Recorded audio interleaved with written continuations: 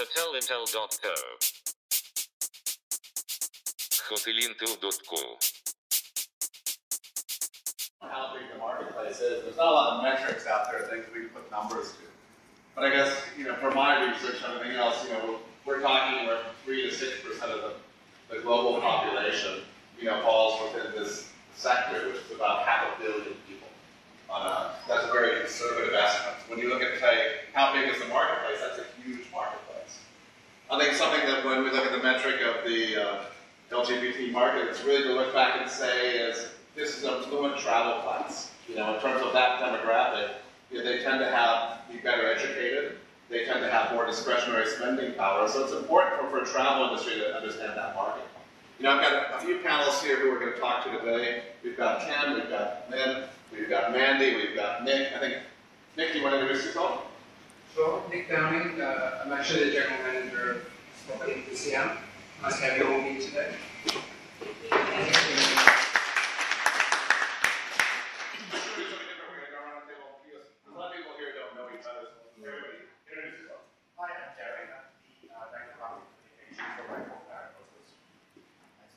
Great. Morning, I'm Banks from across the river cruises. We do luxury boat on the Chalkaway River. Good morning, I'm Lynn from Vision Asia. We represent Cross Two Resorts. Hi, I'm Mandy. I'm from Wimintra Bangkok, Secretary. I'm a marketing communications manager. Hi, I'm Stephen Morton. I'm from Global Travel Media and founder of Destination Thailand News. Hi, Paul. I'm the Director of Communications Marketing at Pacific Asia Travel Association. I'm Graham. I'm with hotelintel.co.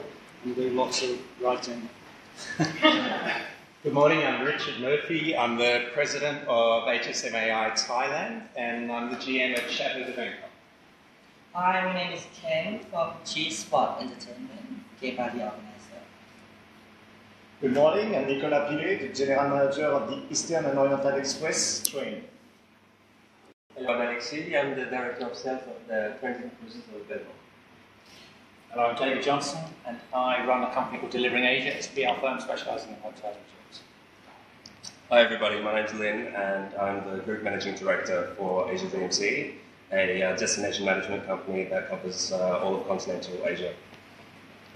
Good morning guys, I'm Hui. I'm doing marketing for Apple Wealth of Wimintra in Thailand. I'm a friend of family. And I am your better half, the good looking half. And I'm here to Wimintra.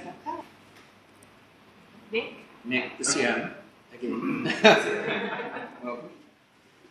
Good morning, I'm Bodo. I'm General Manager of Groundwork here at Bangkok Fortune, and I represent Accor Hotels here in Bangkok. Good morning, I'm Ake. I'm from Travelgate Asia and Travelgate Europe, the information websites for gay travelers. Hello, I'm Paul. I'm from Social Hotel Bangkok. I work there as Guest Relation Manager. Good morning, my name is Lisa Kenny Protza, and I'm the General Manager at the Tong Sai Bay in Kosovo. Good morning, my name is Jackie O'Hara, and I'm the Director of Operations for Envision Hospitality. Woohoo! Hi, good morning. My name is Ilko Beutling, I'm the Director of Beverage and Food at W Bangkok. Morning, I'm Alan, I'm the Hotel Manager at W Bangkok. I think today, if you have any questions, this is a free-flowing conversation. Feel free to jump in. We've got our main panelists, so feel free to ask questions or engage. That's what the whole point is.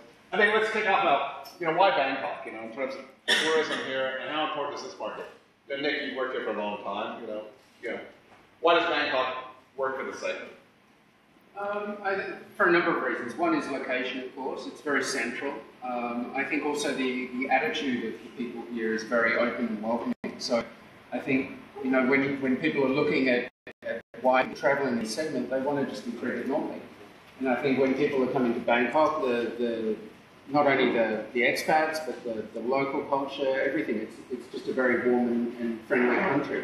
So, and it's also got lots of destinations. You've got the city, you've got the beach destinations, there's everything sort of in one area. So I think it's a combination of factors. We've got surf and turf. I know, Lynn, in terms of your business model, let's talk about Thailand specifically. How important is Thailand as a platform? Well, it's extremely important simply because Thailand is a destination that has been such a strong destination for all of Asia for a long time.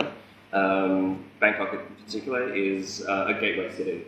So for my guests who are traveling to Cambodia, to Laos, or even through to Vietnam, Bangkok serves as that gateway. So. Yes, there are some going on. Oh, you're from Samui, right? Yes. Yeah, Samui, same invitation. With your hotel, how much do you look at that market? Is this something you target or something you just, do you see a preference towards that? It's something we haven't targeted. It's seeing natural growth by itself. So I think it depends on what the attraction is.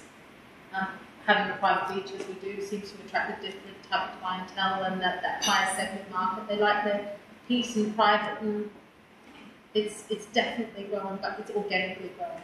I think organic is important. So when we talk about the LGBT market, it's not a market necessarily that you go out and say we're going to do 10% or 15% of our business in. Because at the end of the day, one of the dynamics is that people want to feel welcome. When we talk to Chinese, we say we're overwhelmed with Chinese. Why do Chinese prefer to come to Thailand versus going to Malaysia, to other markets as well? When we talk to Chinese Asians, we talk to Chinese folks, they feel welcome there. Like it or not, again, you go back to the crazy YouTube videos and everything else, but Chinese people feel welcome in Thailand. So there is that engagement. I guess that's important for the marketplace. And Amanda, in your experience, with Bangkok, what do you think the main attraction really is? Well, I think Bangkok has a lot of things. Food is great, and then crowd attraction and historical places like the Grand Palace and stuff. And it's affordable. I think that attracts all this market. And and if they want to travel to the beach or to mountain, or Bangkok is a hub, central, so they can travel it's very easy from I know, Ken, you're very involved in events, and certainly these big events draw certainly a strong segment of that crowd. How important is that? For my event, it's making sure every Sunday is mostly for local. But we also got a lot of expats as well, normally in Asia. Instead of people leaving on Sunday, nowadays we're leaving on Monday morning because of making sure. So I think one of the most important things in Thailand is that I feel that we don't have discrimination. People can walk hand to hand, without getting any dirty looks from other people. I was in Mardi Gras last year. I want to go and have a look. One of the longest gay, parade and so on. They have almost 40 years. My partner stayed a few days after he got punched because he got a pink hair. So that is very sad. And that is quite expensive. Instead of, in Thailand, I think it's one of the most people that they come here, especially for the gay community, because it's safe and we are, again, welcome and we don't have discrimination. That I think is the most important issue. I think that's important because when you look at the clubs and everything else, one important, I was reading an interview the other day on CNN with a Japanese model. She goes to gay clubs because she feels it's a safe place. I know, Wimintra, when you go to clubs or you go to restaurants, what attracts you to go to those? Is it just because I love it. I go to Tasha party for the first time with my GM friend. I love it. I feel safe. There's no guys trying to, touch your ass and all stuff like that. Now it's on making sure on Sunday. Come on. Yeah. Oh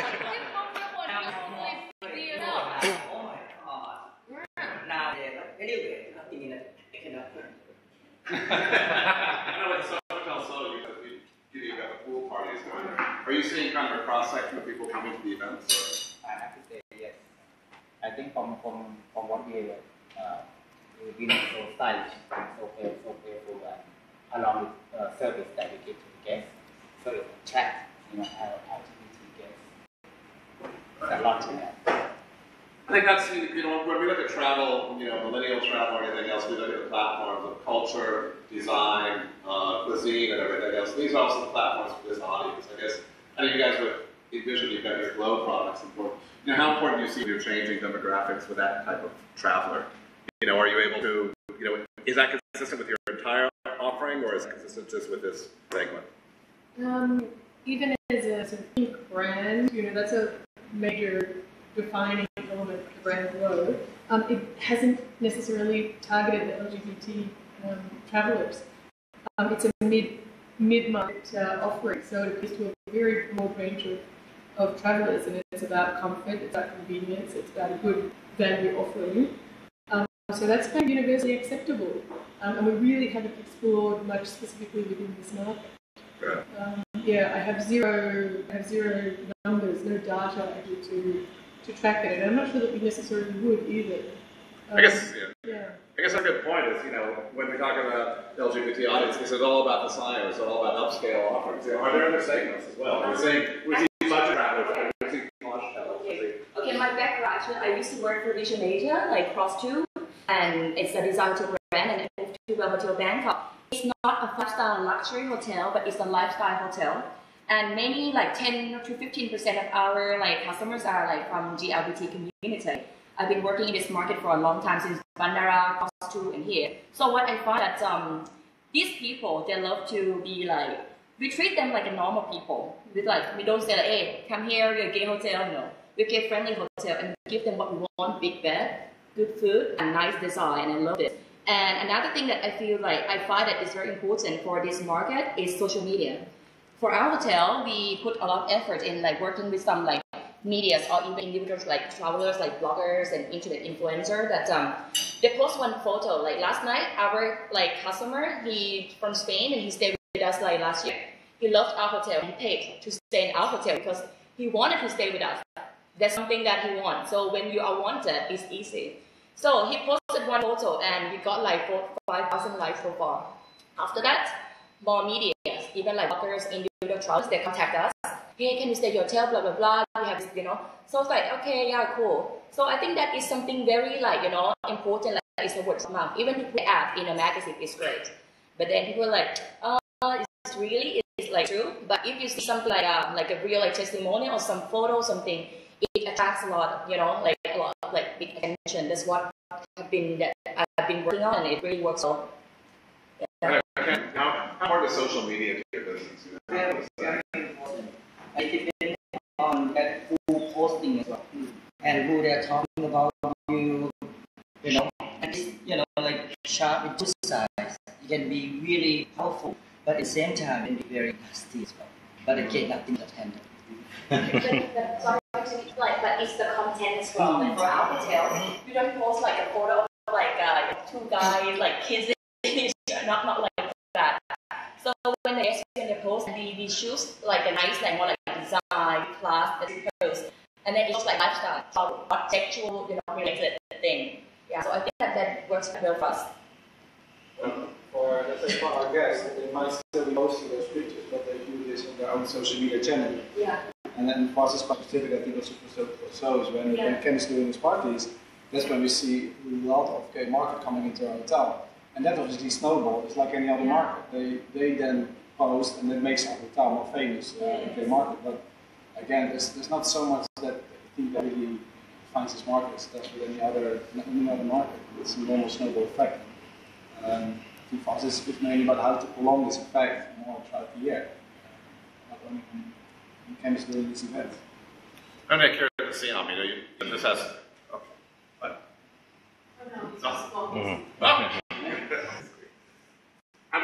This is about 5 years, right? Yes. Yeah, so it's been able to sustain this market. I guess talking about sustainability rather than just going on social media getting off. What do you think the secret is to sustain that success? Well, again, I would go back to also what Manny was saying. It's about what we're providing here. So it's a case of, in terms of the Siam, we're a little bit different from Bangkok. We're not a downtown hotel. We don't rely, if you like, on the salon location or anything like that, which would normally attract this sort of crowd necessarily. But it's more a case of having the privacy, having the exclusivity, providing the service. I mean, that's where we really pride ourselves with our butler service, so it's very much one-on-one. Our butlers are very tuned to how our guests are acting and what they want to do, whether they want to be by themselves or whether they want to be very active. So it's just a matter of getting the right balance, providing that service. I'm just going to add an extension onto that, Nick, because from my point of view, I see that with hoteliers, whether you're central or out on the river, there's two components that are important. You've got the hardware to attract and the design to attract the clientele, but I think more importantly, and this refers back to my business in the sense that we're based on people. Yes. And so in my field, we connect to guides and offer service, and just to touch on Phil was talking about the fall between the different levels of clientele from this market. It's not necessarily always a 5-star market, yet they want that serviceability and they want the connection that they have with other people on the ground. So I think it's really important to not discriminate and to and pigeonhole LGBT travellers as pure 5-star travellers or lifestyle travellers, because it's really important to fill people's needs within their budgets as well with the right kind of people service. Well, they're coming here for so many different reasons. I mean, yes, for sure, there are some that are coming here just to party. Let's be real. That's what Bangkok is known for. Ken knows that more than anybody. And the big Songkran party and the big New Year party, you get thousands of people coming in for those. But there's others who are just travelling as normal guests, so to speak, and whatever's normal. And that's what I think is the beauty of Thailand. What's the beauty of Bangkok is it caters to everything. And I think the secret for hotels that have managed to be successful have managed to cater to those different capabilities. Yeah, I think you make a good point. We work a lot in the hostel and the hospital portion. We do with a lot of the things that go on in the generator as well. The generator in Paris also hosts fashion week. Again, that's a posh hostel. Again, it's a social experience. We see certainly in terms of segmentation, a large draw on that audience. We see the same here, certainly in certain properties in Khao San and certainly in that area as well. I think that's important. I guess going back to image, it's important. I was reading the newspaper today. You see the Beauty and the Beast movie coming out, and also the Russians are saying gay propaganda. I mean, that is image. How volatile do you feel? There are perceptions, negative perceptions out there. Do you get a lot of active comments which are very negative? I mean, in Thailand or in Russia? In Thailand or Russia? Oh, in Thailand. I mean, in Thailand, I don't really got like a bad negative comment. I can't read them, so I don't think that's what I got from making sure in the most be like about keywords that not very nice, and so on. They got the best code, they got this. But now for the gay community, we don't have really bad comments because we are here to entertain you. So no, seriously, I mean, because Banchina Hill, I think she's the best drag queen ever. That when I found her 3 years ago, the game changing, and that's one of the key that we Sunday gay night. However, we are doing the first Saturday of the month at Vertical 2 and London 3. So more information, G-Spot Entertainment on Facebook. Do you get many negative comments from guests about that segment, or is it, do you have to manage that process ever, or it's simply okay? Yeah. In terms of from other guests, noticing Vegas or no, not really. Our body is very small, so we're 39 villages square. So our whole area is quite small and intimate. So we get everybody coming down, and quite honestly, I don't think I've ever had one issue. I think something we always know when we look at the LGBT market is we always follow that because they're usually setting the trends where the new places to go to, where's the new destinations, where are you going to find good food, where are you going to find good entertainment, good hotels and stuff. When we look at Thailand, I know we've done work in Chiang Mai recently, we're seeing a resurgence there with the arts and culture, where else in Thailand is exciting and stuff. So you could get Chiang Mai, they love the beach, especially those from Europe. I love going to the beach, and somewhere it's a quite a good destination. And like a couple of years ago, they hosted like a G70 party in Samui, so that's like quite popular. Yeah, and a lot of nice, beautiful design hotels there. Good. I have to agree with Nancy. LGBT travelers love to chase the sun, so it's important to have the elements of earth and the sun and light. Design, I think, is really important. Even at a 3-star level property, I think design is important for these guests. I'm going to pose one question to the room, and we talked about it a little bit before, but data collection. This is really valid because we can record which guests are coming from China, which guests are coming from Australia. But how founder for LGBT rights. Anybody? Yeah, that's a question. What's that? I think if you start to label, it imprints on your staff to label the guest. And one of the joys that I see in our hotel is a sense of being who you are. Nobody should be labelled. My concern as an operator would be my staff's perception of labelling a guest. We're starting to box a guest off. As much as there might be reputations about a Russian guest, you try not to start saying, oh God, it's a Russian guest. It's a guest, and we have to recognise it. So that's probably the danger to me about looking at the data. It's more about a change of feel in your hotel and a feeling of acceptance, and everyone is everyone. Right, and you can get their nationality from their passport, generally speaking, but you can't get their sexuality from anything definitively. We stayed at a hotel the other night together. Would they have reported us as gay? I don't know, and I don't mind if they would have. Yeah. But then, what data are they actually collecting then? There's no reliable. And the other thing, I don't want to give us my email address. I'm going to get the email address. It's an interesting question because that goes broader because, when we're talking about social media and quantifying public relations and everything, how do you quantify if it's effective? Where's the metric anyway for social media? I know David Johnson, so I'm delivering Asia through my PR.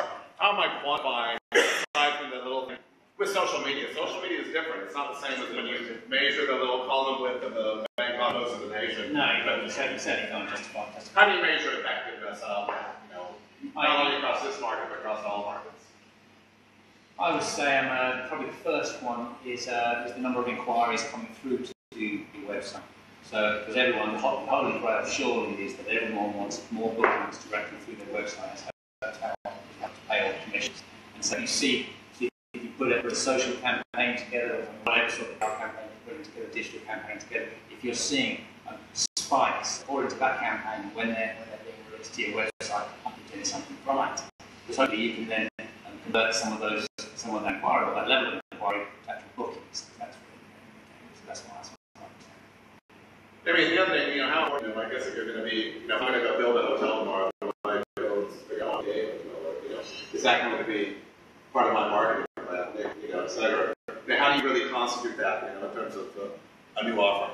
Well, going back to an experience 10 years ago, One Hotel, for example, opened as a gay hotel, became so popular, a bit like a pub, with girls. They weren't necessarily gay, but they went there almost for the entertainment value. It actually turned into a gay-friendly hotel because it became such a multi-faceted and multi-market hotel. So they actually gave up on the whole idea of it. And I don't. I mean, sure, there's a market for that, perhaps, but I don't. Certainly at our level, I don't think it's necessary. And I'm a bit with you. I don't agree necessarily trying to box people in or label it that way. So I think from a hotel perspective or a marketing perspective, you want to have it very broad. I know Belmont actually, I don't know if you still have, a few years ago you announced you had somebody who was just targeting the LGBT market, somebody in your corporate office. So I don't know how that went or that's... Yeah, we still have top elderly in New York. We are partnering with LGBT, we are there from the partnership, and he's the ambassador for that. And what do they do? What do they just out there promoting in gay publications or what they? Yeah, he's doing a lot of stuff. He's joining all the trade events targeting LGBT, and he has a very close relationship with all the organizations, YGB as well. And he's been also voted as the gay ambassador by LGBT last year. So yes, it's really something we are targeting. I guess that's something we know is there's no one way to do things. There's a lot of different approaches. I know with distribution, we were talking about the gay passport stuff, earlier as well. How successful that is coming across and gathering an audience. But I guess how do you say, all your stuff is authentic? I spent time inside and looked at different hotels. We see a lot of other hotels which wouldn't necessarily think of as LGBT oriented. Okay, so things is you mentioned gay passport, okay? The Can gay you explain what the passport, gay passport is specifically? it's a travel platform. It's like a gay, like a travel media. You can like gaypassport.com. So the founder, actually we used to work together. So we were talking about this, and we think that like any people I mentioned here, just give them something like, we treat them like normal people, but the content on the website is very important. It doesn't look so, how to say, like too direct or too like extreme. It's just like a normal website, but they just pick the destination or something that they would like to see or to have the visit, like the destination. That's the thing. And how it works, like they work on the content, and a lot of they build like communication, community among these like travelers, and these people who visit their website or even like mainly like social media like Instagram. I sometimes and I just read it. They have like communication back and forth, and they love communicating to each other. This community. I think that's why it works, and this website also works with different brands. So I think that's how it works and how to do it. Not too much, not too pushy, not too direct, but indirect, but in a way that it has like class. Yeah, I think. But does it help with what's known in terms of generating revenue or bringing more LGBT? This takes time. I think you can just like one post and you get like boom, 100 bookings. So, but it takes time like to have something like maybe like word of mouth. Like, hey, why don't you stay here? It's a great location. They have something like that. And I think this is how it works. Yeah. I think when you look at the site, I was impressed. I did some reading on the site. It's content. Yeah, At the end of the day, for PR, it's almost an impossible job of PR now because newspapers are disappearing every day. Hard copy. Your only way to reach the audience is through content. Whether it's paid content or blogging or whatever else, there's quality content that's driving things as well. But I guess, certainly with these events, you're seeing people come to Maggie Choose and to these events. Are they people who want to stay also in the Siam area, or what's? The location is very important, as you know that Siam is, one of the areas of choose for more. And we used to have a party at Bangkok on the river. It's one of the most beautiful restaurants just at Yachtland. We did it like almost a year, but the transportation is quite a big deal. And at the end of the night, to go back to Siam for school anyway. So yes, to have an event will increase the revenue and have the entertainment will help more for them to stay longer. Making sure we start at 9 p.m. until 1 or 2 o'clock. And believe me, some of the guests stay from the beginning until the end. That's why my voice like this. And it's because of the venue is very important at the design. Like for example, this place is a good example for LGBT market because they love the design and the concept, the theme. It's not only anyone that can do the party at Siam or any venue. I turn it down many places because of the location and so on. I got seen now everybody doing the K party. We starting soon on Thursday. W Hotel Boys Night Out Bubble, 7:30 to 9:30. Free flow sparkling. And nowadays people playing a lot with the LGBT market. And high soul third Saturday of the month, right? On the rooftop. Oh, sorry, so. Now, and I mean, in the area, of course, Siam, Sathon is the area for LGBT mostly. However, even here, I'm sure that you got a lot of market for that. Because again, the design, the service, and so on. And I think is the most important thing is the entertainment. To be in the big part of the party in terms of like now, since add on to Nick, we have 2 big parties, circuit party. One in April called G Circuit, bring up at least 10 or 20,000 gay people. If the bomb was in April, half of the gay population in Asia will be gone. And now, because of the G Circuit been running for 11 years now, and it's getting bigger and bigger, Now, 2 years ago, White Party was here at now New Year. And first year about 5,000. And in December, it was about 8, I think, and it's getting bigger and bigger. So it will getting bigger and bigger, and then there will be more other destinations as well.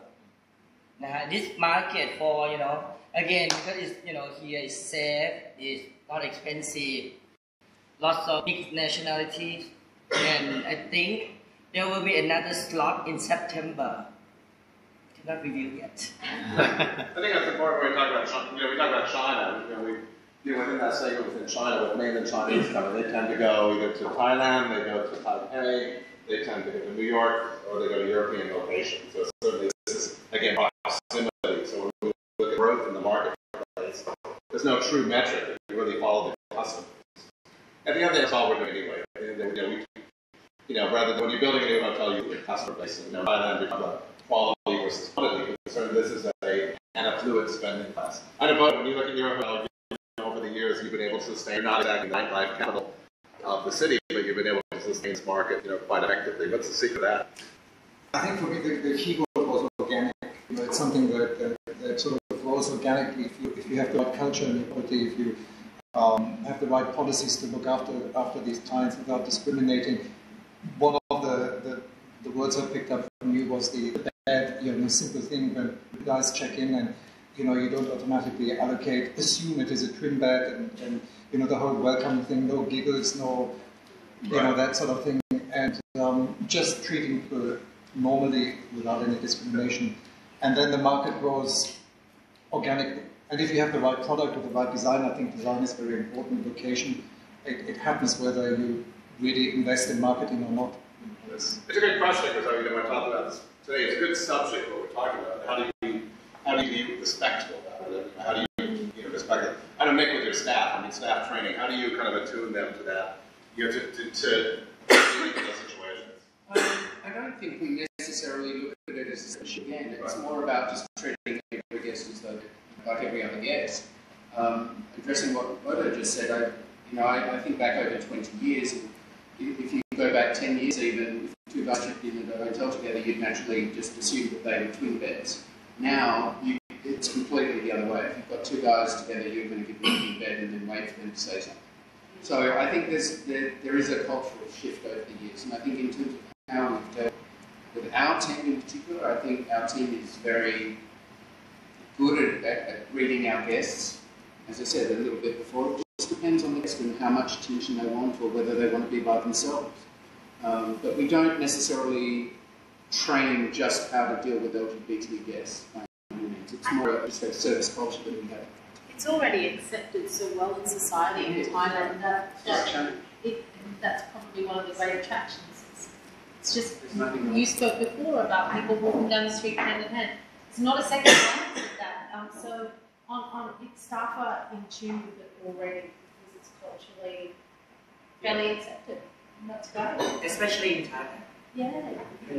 Any location you can go back and you can look at the new 137 pillars on the other side of the city. We look at Kaohsiung, we look at certain design. So we go back to customers. We look at the customer, people who appreciate, the upscale customer appreciates design, who appreciates cuisine, who appreciates certain values. Those values, it's the DNA of the product. It's not, with that, it's not only just saying, oh, we're targeting this market. What's more that. I know going forward, I know we've seen the TAT actually, they've had a Go Thai, an LGBT blog actually, through the TAT, which to me is pioneering what they've done in that market. I think that's important. They recognize the value of that as well. But how do you see that change certainly going forward with, when you look at the websites and everything else, to keep where you're not being diluted. Gay passport comes out, are they going to be diluted by we won't use words here, but maybe some of the bigger chains saying, oh, we want a segment of this. They've got the revenue managers saying we want to target this and everything else. How do you really separate the good offerings from the bad offerings? I'm sorry. When you're looking at your gay passport, going forward in terms of these type of sites, how do you really, for the consumer, how are they understanding what's authentic and what's not? In terms of the offering. Or they have to choose for themselves. Many people smart. So for some websites, I'm not just talking about this particular website, but that's why I just want to look like when I get a request from, let's say, like some like media or like a blogger influencer, they have this website, and I want to look at the whole website. They should have like more variety of the content, not just write about this hotel is so great, blah blah blah. It should be like pro and cons, and also the content should cover like many areas. And then I'll look at like the social media, like let's say Instagram. Now you can buy likes on Instagram. It's easy, but I would say how they communicate, the communication, how many posts, how many people ask questions back and forth. So that's what I will look at. And I think like it's not too difficult to see if this is authentic or not. And then when you can type something, put on a Google, let's say like a gay friend or whatever, and it will show up sponsor content or not, or you know. So I think this thing you can find easily. But like I mentioned before, it's like a community. Right. Yeah. It's also two different things. You get direct marketing. Right? If you're specifically going after the LGBT, if you said you're already what you said, I want this crowd. Yeah. You can't really, unless you go to specific agencies that say we are an LGBT travel agency. That's how you can track whether you're getting the business coming through from a business segment from the travel agency. But there's also your soft content marketing, right? Because some brands will say yes, we're gay friendly, but then again, also that's discrimination. Because now also, do you then have to say I'm pet friendly? I'm child friendly, I'm every friendly possible, then in black friendly, in white friendly.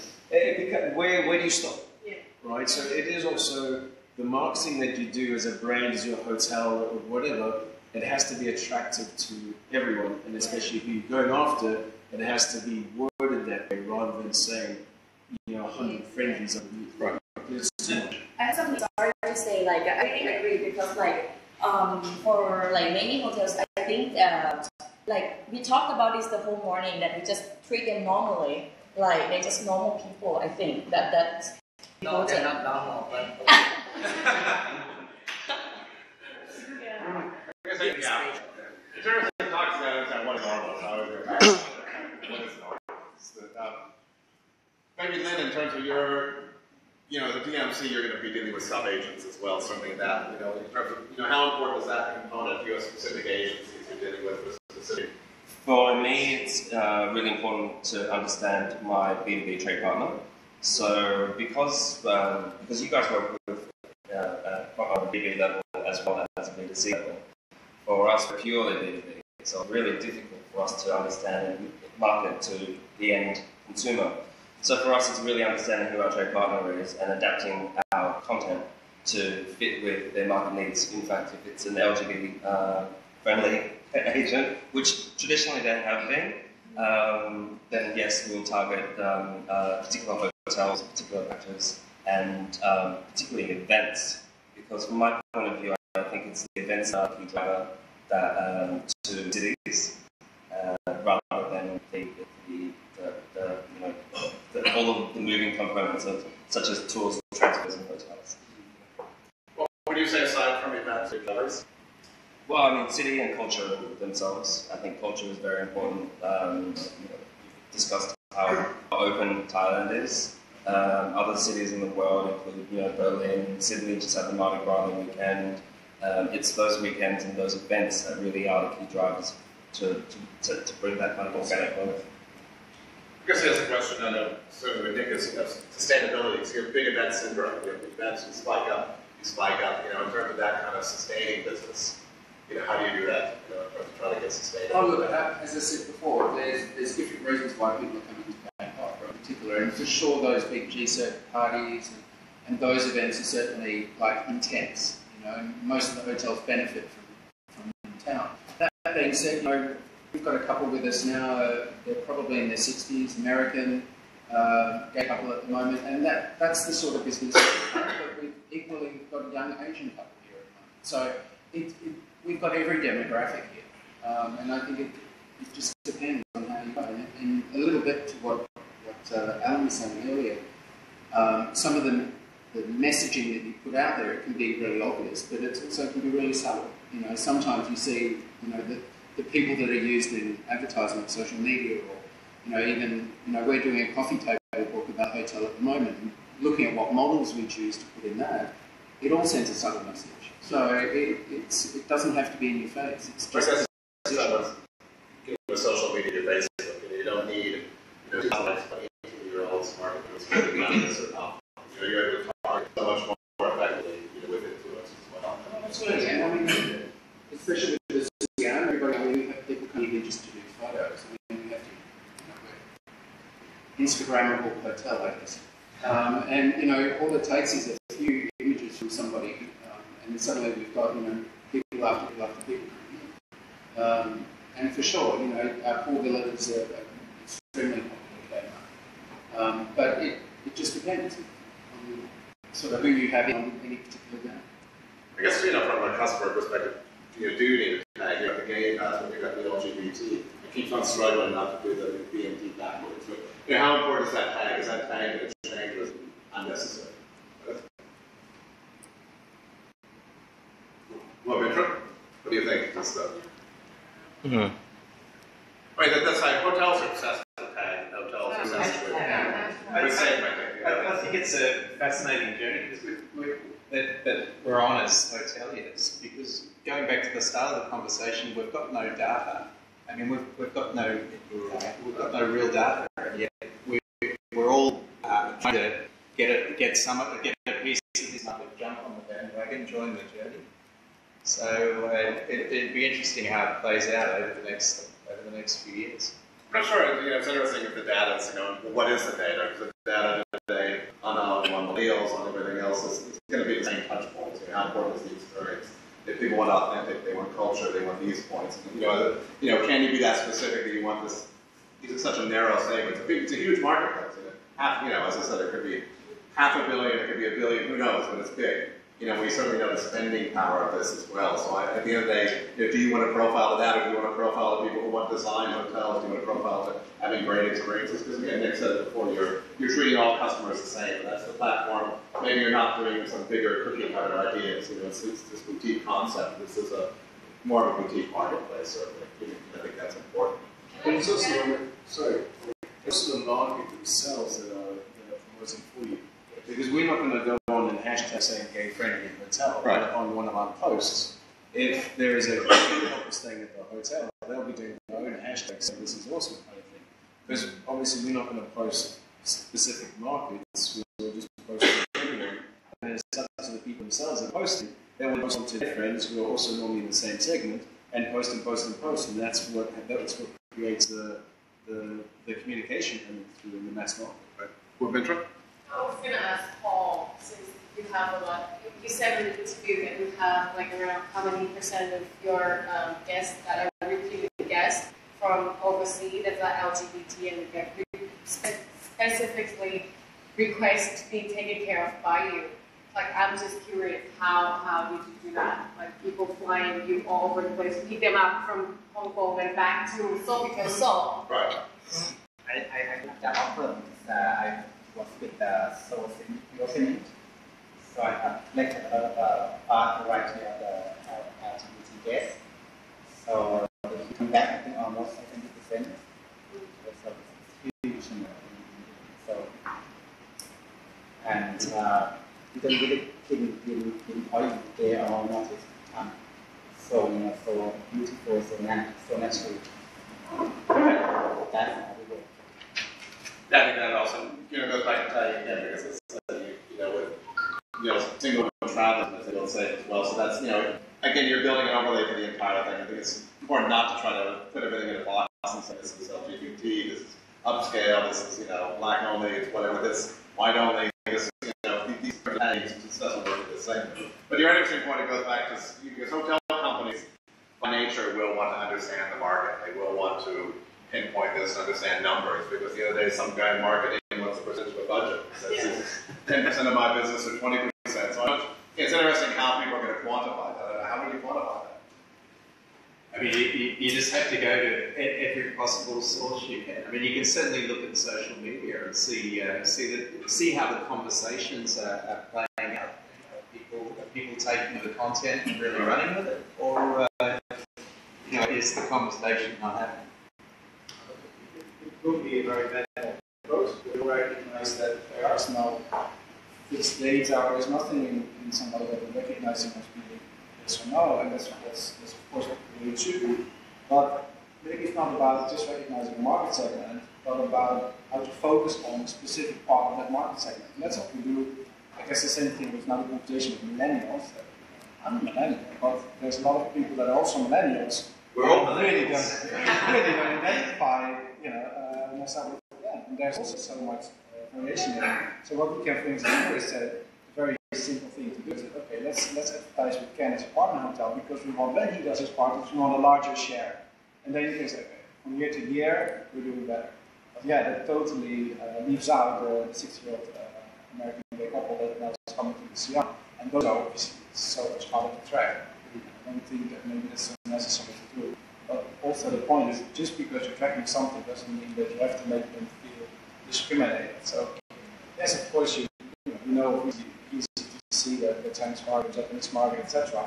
And yes, we try to gear our services a bit more towards the Chinese friendly. You could say that this. It doesn't mean that they have no access to anything else, or that we treat them differently. And that's really a risk in management tracking, I think, the demographic to see how it turns out in the service experience.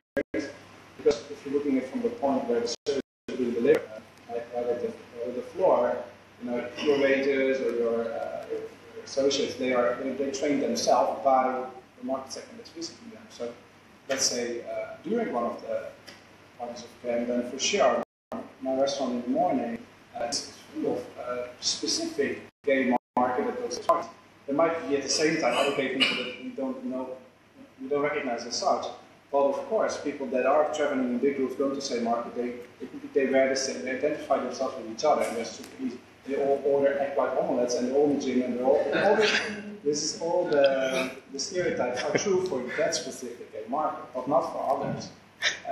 And I guess, of course, my team is ready, like if they ask, would you like a white egg omelet? But that's what they're supposed to do. They're supposed to be instinctive to what their senses are telling them, and that's not called discrimination. I think that opens up the issue. You talk about training. That's fun. It's actually recruiting. It's actually who you have in the hotel. People have common sense. Yeah, as well. But if I look at the guys that we have on the front line here, or the guys at Bells that we have on the front line here, we have a very diverse mix of group here as well. And I think that also helps. I think if you have, one or two, it's who's really at core, who's at the face, and whether they have that passion as well, but also who they are as people. That's why that's a key thing. That's why it also works with Sofitel So, right? Well, I stayed at Sofitel So when I was with W years ago, and I remember Paul, and I remember, he made such an impression, and he made such an effort at that particular point. I don't know if you remember. No.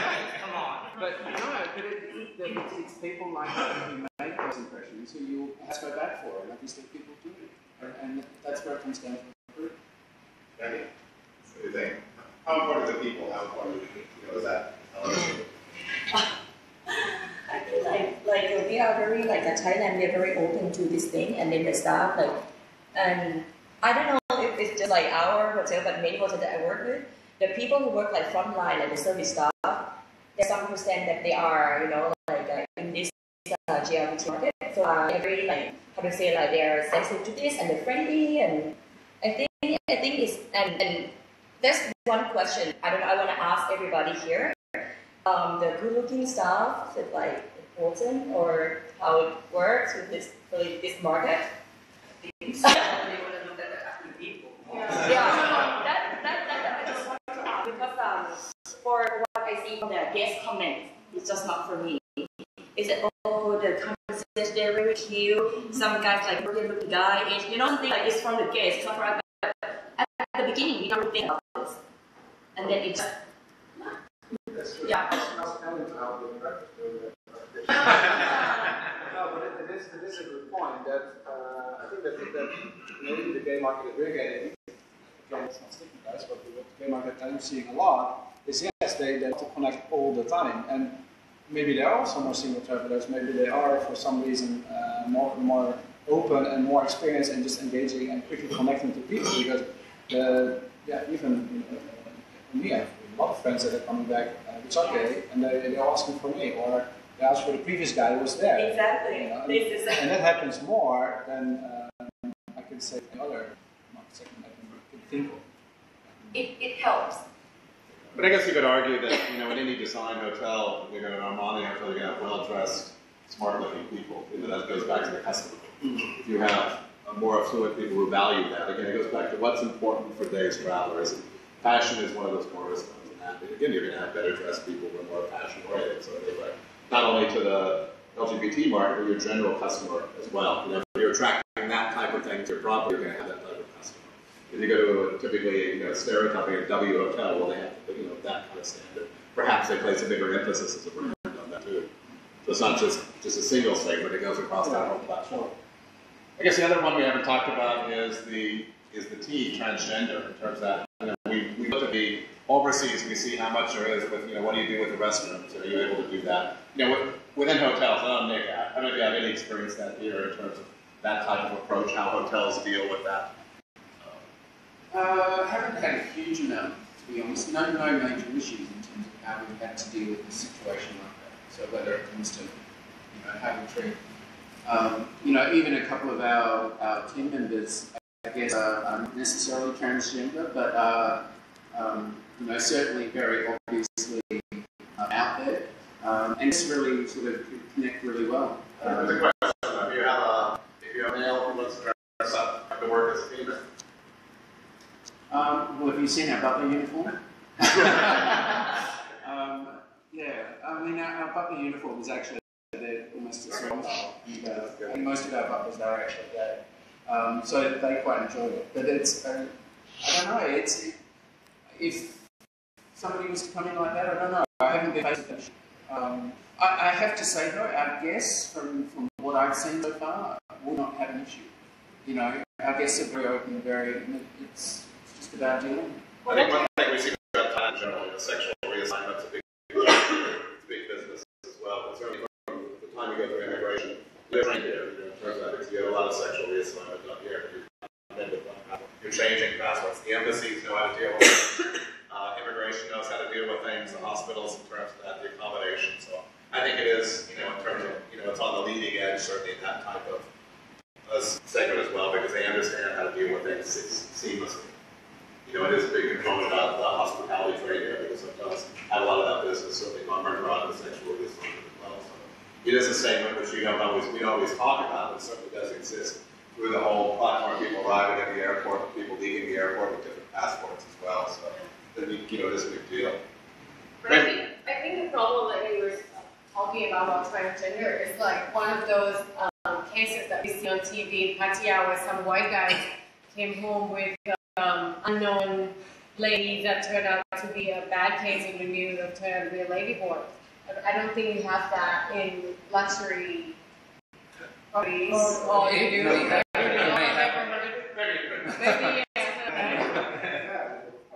but that is something that we can't really fix. We can't tell the kids that don't bring ladyboy home, right? Just no, it's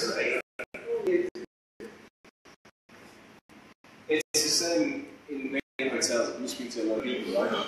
You always have an instance where someone's come and realize that it's not someone you want to sleep with. And then 9 out of 10, they don't say it.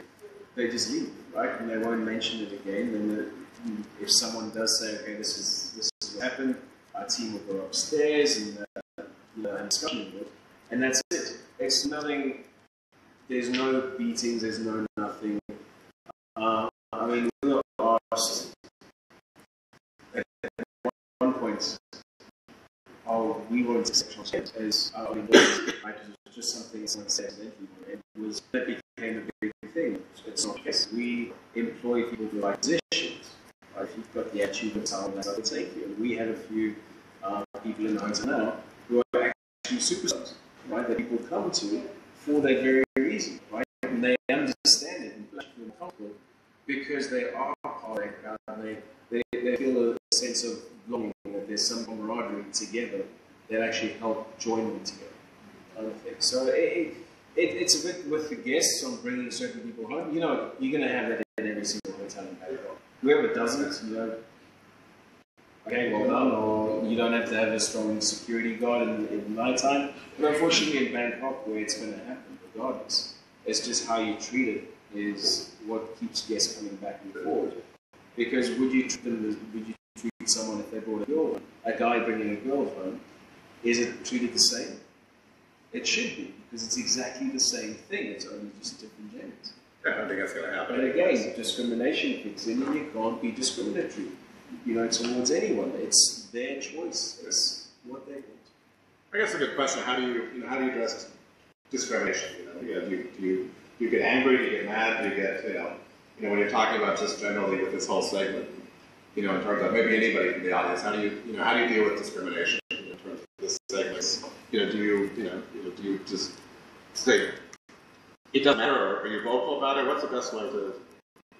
What type of discrimination, like from your team towards? Yeah. When you're in a hotel and your staff are saying negative things, it was interesting.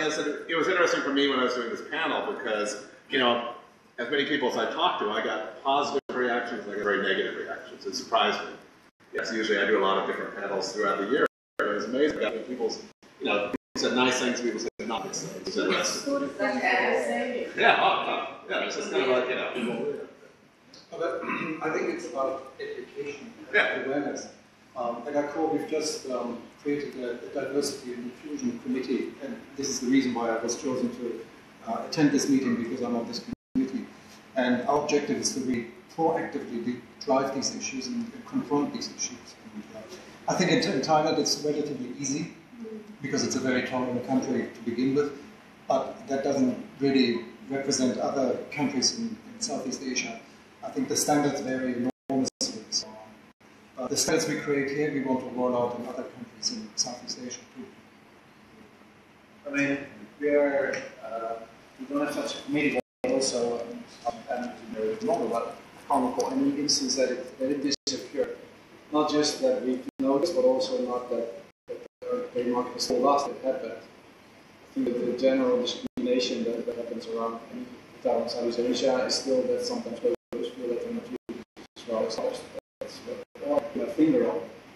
But it kind of became natural. Maybe that's also why Bangkok is suited to this market, is that from natural they are be accepting. A lot of our team is gay, so I don't think there's no discrimination. I think it comes down to also the biggest thing I think we have is somewhat is when the hotel we buy food. Pretty much. And it's a dress code in the morning, right? Because you've got a tank top. It's almost like they've switched backwards. They're so musty. We have got handfuls apparently, the egg whites. I like it.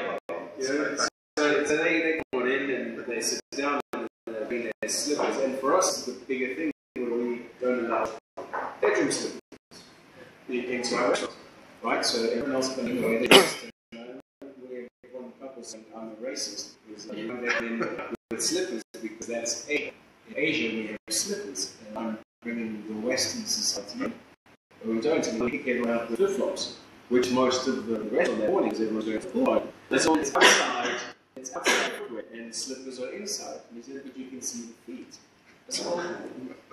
Yes, but are you wear slippers outside when you go out? He goes, no, I'm going to put my shoes on. I said, but flip-flops you can. So I think the discrimination comes in, and then the acceptance on that side. Right into, luckily, goodness, my general manager's Asian. Right? So I brought her and said, tell her she's being racist because she's Asian. Come on. And then I was left alone. So I think the discrimination is more about overall dress and how people do get a bit more flamboyant or how they wear. Some people are still unaccepting in certain things that travel business. It's a lot against business travel versus the leisure LGBT teams, right? Because they coincide in one very close space. Well, we have this dreaded leisure now, so we're just coming up. I think we're almost out of time. I think today, Nick, for hosting us, thanks so much. We've got some networking, refreshments, especially for Wimintra in terms of doing this engagement. I think it's good because when you talk to our panelists here and understand how important this market is, what's going on out there as well, you see the importance of it. I think it's good that we don't necessarily need to do tags and everything else. I agree with that 100%. in terms of this. It's good to understand the customers understand, but again, these are trends which are really, at the end of the day, the LGBT is a leader in terms of certain trends.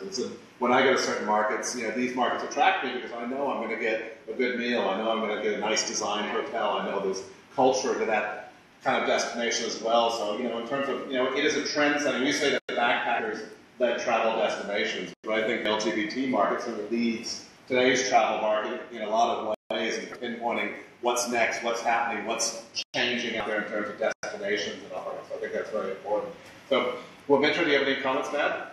I just want to say thank you everyone for coming in. It was Monday and we put you through a boat and really got someone who got seasick, but that's how it is. And next year we'll probably do it on the train. Oriental Express. Okay, thanks so much. Thank you. Enjoy your coffee. Thanks. Hotelintel.co. Hotelintel.co